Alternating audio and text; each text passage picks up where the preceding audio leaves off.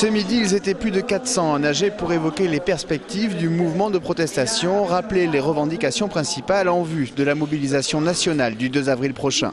Réunis aussi pour revenir sur l'évacuation de la faculté déclenchée la veille par la direction et perçue par certains étudiants comme un moyen dur de casser le blocage pourtant voté en AG. Une procédure normale pour le président de l'UT1, consécutive à une alerte à la bombe et des menaces d'intrusion.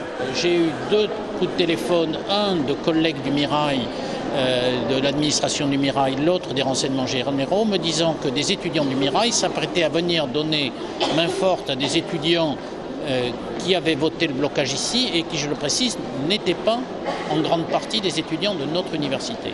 Conséquence des pressions qui visent l'UT1, la mise en place ce matin d'un dispositif de filtrage à l'entrée de la faculté.